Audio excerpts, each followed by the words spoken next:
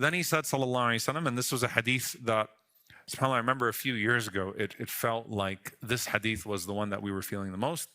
قال صلى الله عليه وسلم لا تقوم الساعة حتى تكثر الزلازل. He said, sallallahu alaihi wasallam, the hour will not come until earthquakes become frequent. Now notice here, the Prophet sallallahu alaihi wasallam did not talk about some major earthquake that would happen, the way he talks about the plague, but he mentioned frequency, the abundance of earthquakes, that earthquakes happen to the point that people wake up and they say, Alhamdulillah, today there was no earthquake. And you start to see that in different parts of the world. Look how desensitized we've become to earthquakes, right? An earthquake here, an earthquake there. These used to be major world events. And now, as long as the earthquake hit a poor part of the world and thousands of people died, it's okay, it didn't hit one of the cities. That's unfortunately the attitude that we have. Hits in the Philippines, this many people die. Hits in Bangladesh, this many people die. Hits in Afghanistan, we've been so used to Afghanis dying. Hits, in Haiti, oh, well, that's okay, we're used to that too, right? There's a desensitizing that happens. But hit Turkey, Syria, you remember that earthquake, Morocco. May Allah protect all of the people, subhanAllah, from our ummah, the mustada'afin and these innocent people. But it's scary, right? I have to tell you, subhanAllah, that I experienced in Istanbul last year. I had just got to Istanbul and I just checked into my hotel, and I grew up in Louisiana, so we're used to hurricanes. And that's why when you grow up in New Orleans, you're not really afraid of hurricanes. And that's why, like, when they talk about Hurricane Katrina, I was like, yeah, whatever. Unfortunately, that's the attitude, right? Hurricanes, we just got used to them. So you're kind of used to what you're used to. But subhanAllah, in Istanbul, I experienced an earthquake just last year. I just got to my hotel room. I was so tired. And then I'm looking up and I'm like, what in the world is happening here? And it was only a few seconds. But wallahi, it was the weirdest feeling that I ever had. Like, I still feel weirded out by it, right? And of course, the thing is that you'll start to notice that the earthquakes start to happen in places that they're not expected to happen, right? So there's something about the earth under you. You look for solid ground. You look for stable ground. The earth under you not being stable. May Allah Azza wa Jal protect us. But of course, this is indicative. Like, as human beings, we look for al-barr, right? We look for stability. We look for land. We look for a way to plant our feet. We feel safe when our feet are on the ground. When the plane has turbulence, you feel safe when you're on the ground. When you feel like you're drowning in the water, you feel safe when you make it to the shore. When the shore itself is not safe, that shows you that even the earth at some point will rebel, right? And Allah subhanahu wa ta'ala is giving us a preview, right? That even as the ground becomes unsettled, that this is a preview of az-zalzala, the ultimate earthquake. وَقَالَ الْإِنسَانُ مَا لَهَا إِذَا زُلْزِلَتِ الْأَرْضُ زِلْزَالَهَا وَأَخْرَجَتِ الْأَرْضُ أَثْقَالَهَا وَقَالَ الْإِنسَانُ مَا لَهَا. SubhanAllah, look at the way that human beings respond. When the earth starts trembling, we say, what's wrong? What's going on? What is it? What's with it? What's happening here? Because it's such a strange feeling. وَتَرَى النَّاسَ سُكَارَى وَمَا هُمْ بِسُكَارَى. And you see people like they're drunk, they're intoxicated, and they're not actually drunk, right? But it just causes you to completely lose your senses. And as I said, three of the major signs of the Day of Judgment are what the Prophet ﷺ mentioned: khasfun bil mashriq wa khasfun bil maghrib, a landslide from the east, a landslide from the west, and a landslide from Jaziratul Arab, from the land of Arabia. So basically, the land starts to sink in, right? And people start to look for new places. May Allah subhanahu wa ta'ala protect us. The ulama said about that, by the way, that one of the wisdoms of an earthquake is it reminds us as human beings, أَنَّكَ لَا تَمْلِكُ الْأَرْضِ. You don't own the earth. You don't possess the earth. You are guests that Allah subhanahu wa ta'ala put on this earth, but you don't possess this land. You don't possess this earth. And so it is the possession of Allah subhanahu wa ta'ala. To Allah belongs the earth and everyone and everything that is in it. So don't think you possess this earth, right? Or you are a host, you are a guest, you're a temporary guest in a land that Allah subhanahu wa ta'ala put you in. And of course, of the deeper meaning is that al-ardu lillah yurithuha man yasha. The earth belongs to Allah. It becomes the possession of the righteous in this life through noble victory. And on the Day of Judgment, subhanAllah, after al-ard al-mahshar, Allah subhanahu wa ta'ala turns it into a loaf of bread that is tossed to the people of paradise. So it becomes your possession through righteousness, but you don't ultimately possess anything. It is for Allah subhanahu wa ta'ala, al-Malik, al-Malik, al-Malik subhanahu wa ta'ala. To him belongs al-Mulk, right? So there's something about the earth shaking. So will we experience more earthquakes? If you read the classical sharh, then it just matches that over time, the earthquakes will only become more.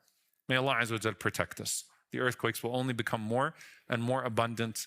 And we ask Allah subhanahu wa ta'ala that our hearts are stable and that Allah Azza wa Jal grants us protection. Allahumma ameen.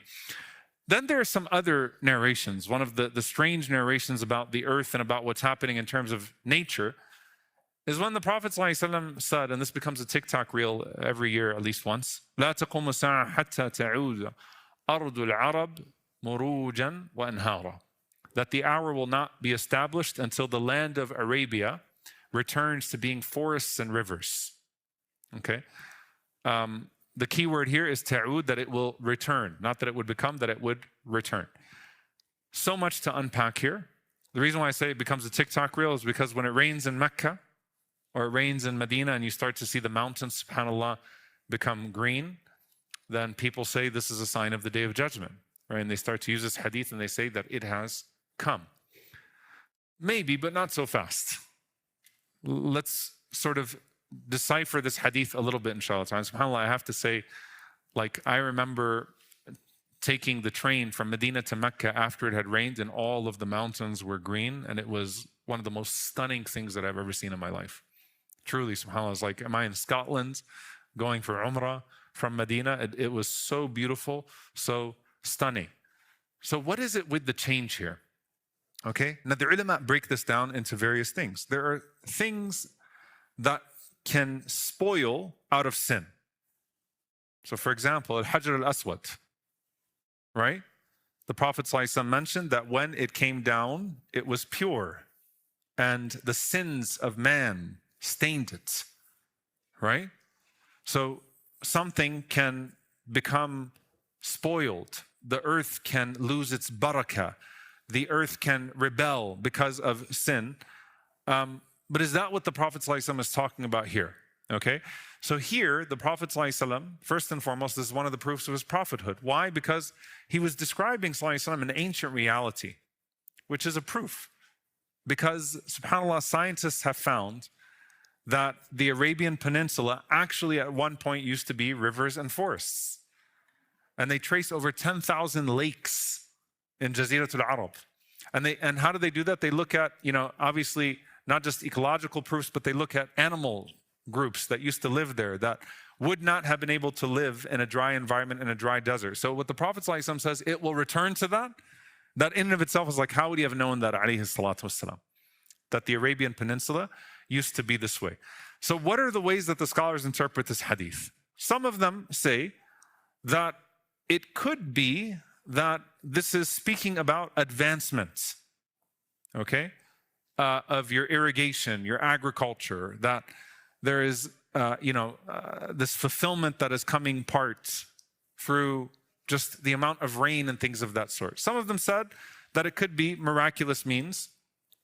Some of them said, subhanAllah, that it could be referring to artificial rivers and artificial greenery, which actually makes a lot of sense.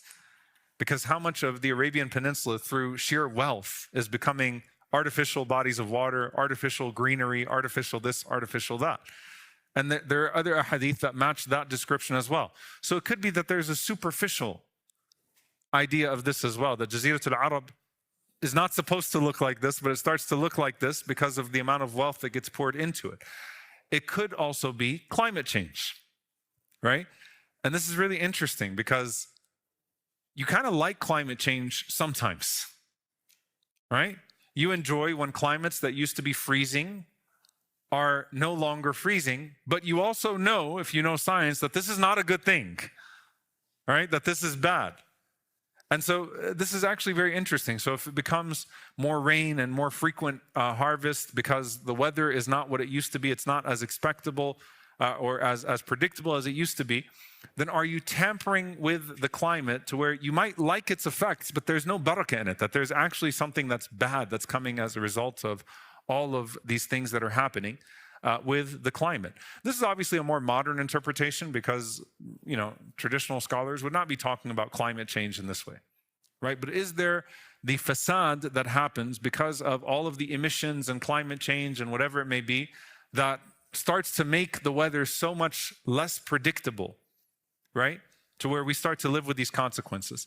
And then finally, there's an interpretation that this is actually referring to after Isa alayhi salam. That this is after Jesus, peace be upon him.